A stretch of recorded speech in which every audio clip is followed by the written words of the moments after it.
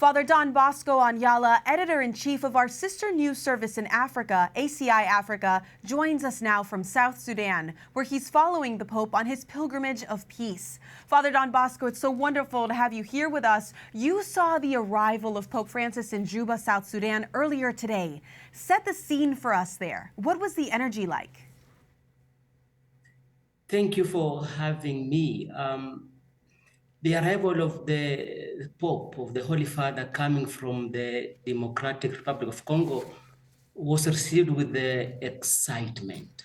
We had a lot of people gathering at the airport, the laity from different denominations, the clergy, the bishops. And there was a cry among women who were witnessing the arrival of the Pope for peace. Peace that the country so much needs, peace for this country that has known internal conflict, civil war, just after 2 years of independence. From December 2013 to date, the country has been in conflict. And so people who were at the airport cried, made shouts of joy, calling on Pope Francis to push for lasting peace as he interacts with the political leaders. And you mentioned the denominational diversity at the airport. This is a historic visit, the first papal trip to South Sudan, and a trip with this ecumenical focus. Can you share a little bit more about why that's important?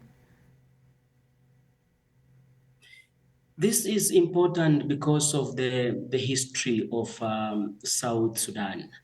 South Sudan gained independence in 2011 after decades of war against the Arabic rule that was formerly the Big Sudan.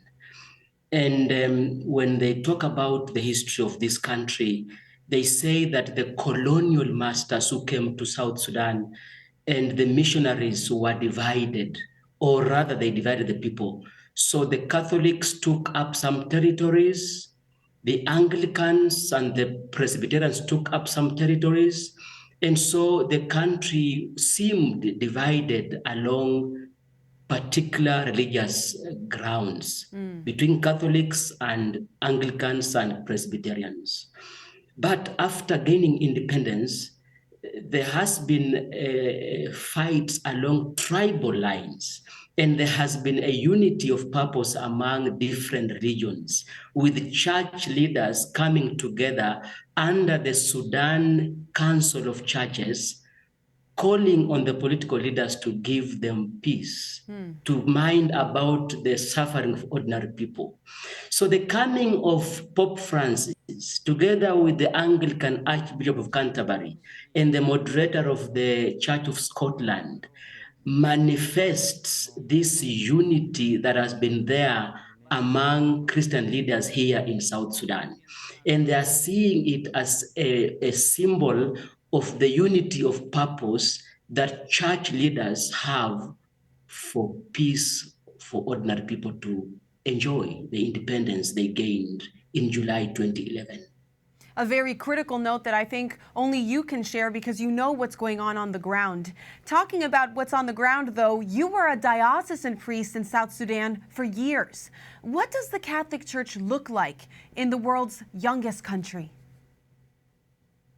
Thank you. I served in South Sudan for 10 years before I moved to Kenya, my native country.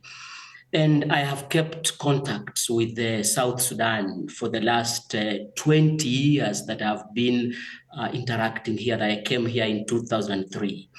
The reality of the Catholic Church in South Sudan is that it has kept alive institutions, key institutions of the country. It is the Catholic Church that runs learning institutions. So most of the people who have gone to school in this country will tell you that they have gone to school in Catholic schools.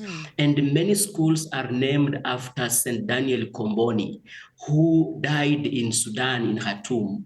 and that the missionaries he founded have continued the work of evangelization through schools.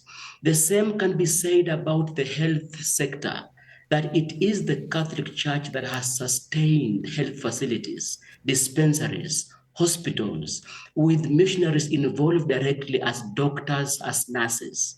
And that's the same about the humanitarian assistance, that many people have found themselves keeping alive and their livelihoods kept because of missionaries, because of the existence of Catholic parishes, and because of the assistance that they get for their food and their basic human needs.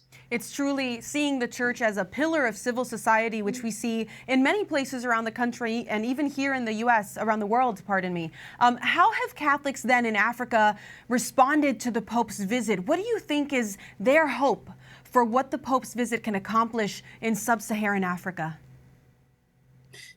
The Pope is looked at as a servant of God, a herald of peace.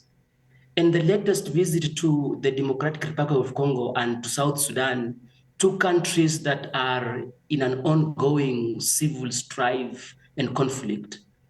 Catholics in these two countries in particular, and in Africa generally, look at the Pope as one who is able to make the political leaders convert, because he is listened to. His word is taken seriously. And so Catholics are hoping that this visit will bring some conversion, some transformation on the part of the political class, and that they will begin on a very serious note to walk the path of peace for these two countries and for Africa in general. Something that is so needed. Thank you so much, Father Don Bosco. We're looking forward to continuing our conversation as Pope Francis continues his journey and then makes it safely back home. Thank you. Thank you for having me.